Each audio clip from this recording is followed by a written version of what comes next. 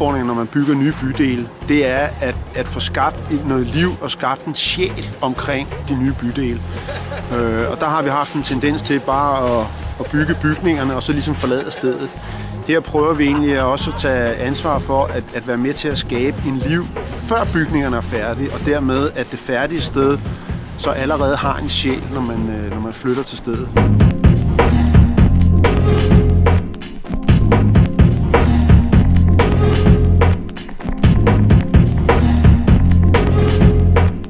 Det bliver en oplevelse at komme herned og bare have et stykke forår. Spraglende forår med ferskentræer og grøn have og et dejligt indemiljø. Frostfrit, vindfrit, middelhavsklima. Alt sammen måske for det samme energiregnskab og for den samme økonomi, som der ligger i et parcelhus i dag.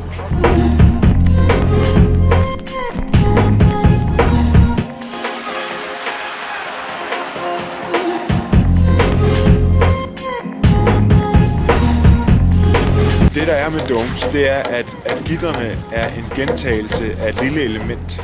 Så det vil sige, i modsætning til store bygninger, hvor man arbejder med kæmpe store dimensioner, så er sådan den regulære selvbyggerdome. Den er lavet af en ret regulær pind, og så gentagelsen af pinden. Og det vil sige, at den er meget nem at bygge af affaldsmaterialer og af billige materialer. Og det betyder, at alle, der gerne vil have en dome, faktisk har mulighed for at bygge sin egen dome. Og det er også der, vores fascination er startet med det. Hele den her selvbyggerting, det er, at man ligesom selv kan lave sine byggematerialer.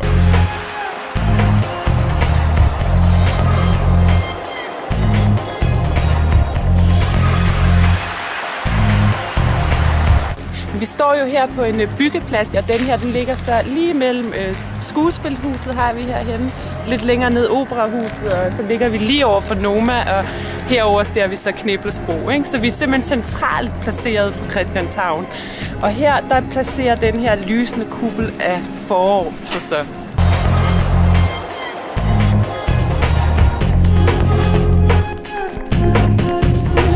Og noget af det, vi har på programmet, det er internationale konferencer. Der kommer til at være 20 studerende, blandt andet Skuespilskolen, Filmskolen, Arkitektskolen, som jo ligger lige herovre på Holmen, lige bagved os.